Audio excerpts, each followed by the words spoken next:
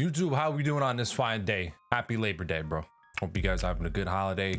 Hope the holiday was good to you and you were able to chill, relax with your family.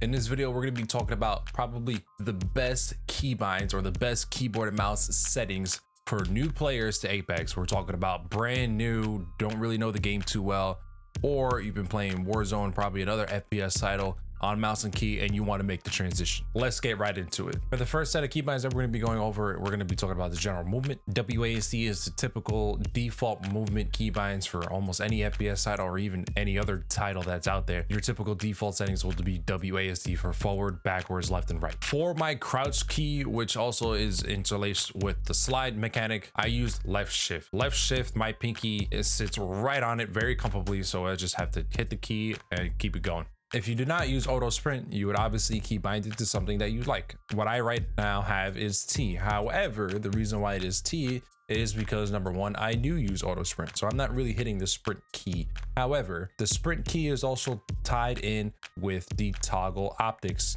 keybind.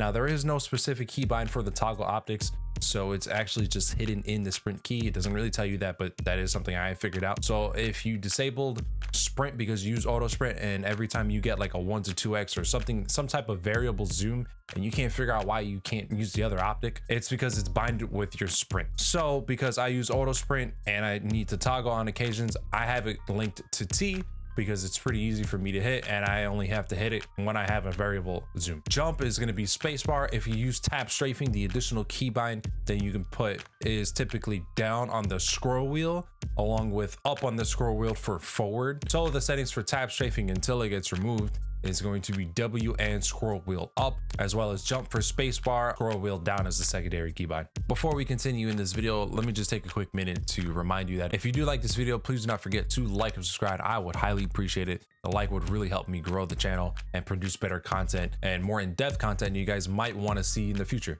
So please do me that favor and just do a quick like, subscribe. It doesn't hurt. It's free. It only takes an extra 2 seconds. So if you can do that real quick, I'd really appreciate it. Also, more importantly, don't forget to follow me over on Twitch, where I do all these videos in front of you live. We could talk about my keybinds some more. We could talk about my opinions and all the general progress that I've made so far in Apex. I generally stream Tuesday through Saturday. There's some days I stream on Mondays and Sundays, but those are the general days, Tuesday to Saturday, mornings and afternoons. Drop me a follow and I'll see you there. When it comes to weapons and abilities now, I like to have my tactical and my ultimate on my mouse keys, either the front one or the rear one. I have the ultimate on the top one and the regular Q ability on the rear one, which is technically mouse key 4. Interact is going to be E. That is a very basic keybind. For my inventory, I like to pick tab. It's pretty easy to hit. I usually just use my ring finger. For the map, you can either use cap locks or M. Some people like to have caps lock there because you maybe want to always look at the map. However, I don't really look at the map too much,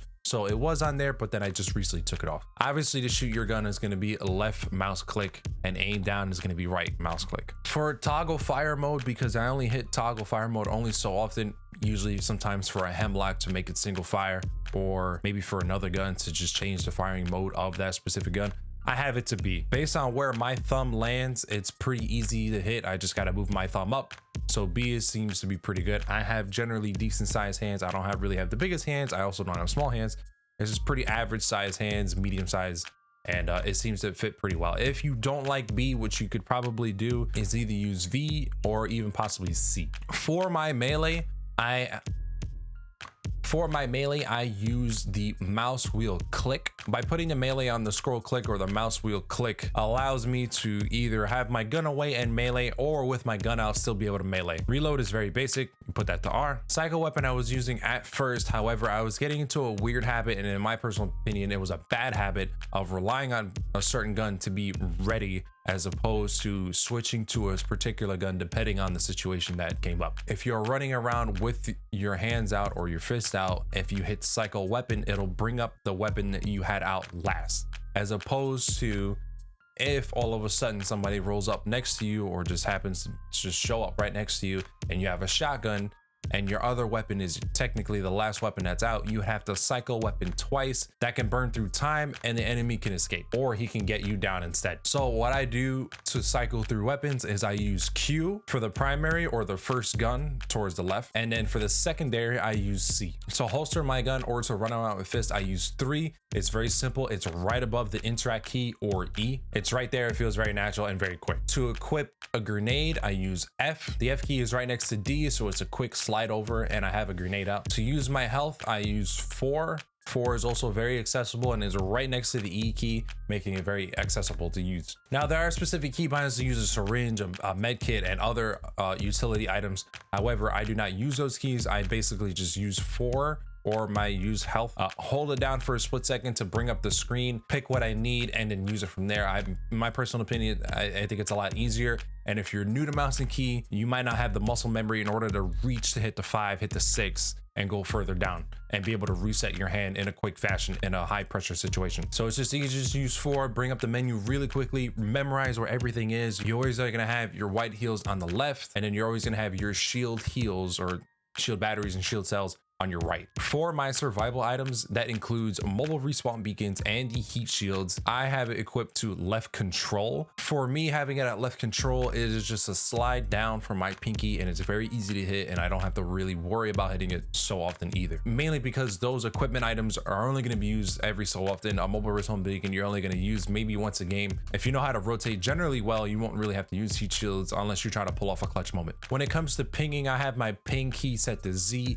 It is right below my ring finger, which is sitting on A usually, so it's a just quick slide down. Click once to just regularly ping. If you click it twice quickly, it'll do an enemy ping instead. Also, you can hold the ping and it'll bring up the ping option, and you can do different ping options from there. The only things I typically ping is one ping to either go in this direction or to ping loot for my teammates, or if I have to double it to ping for an enemy, I'll kind of double it / spam it a little bit just so that my teammates are aware, hey, there's a teammate over here, because you can sometimes double ping by mistake and you don't want to really throw your friends off. Typically, most people, when they ping an enemy, they kind of spam it a little bit, and that's how you know there's somebody really right next to you. All right, guys, that wraps it up for this video. I hope you guys really did get some use out of this video. Hopefully it helped you guys out.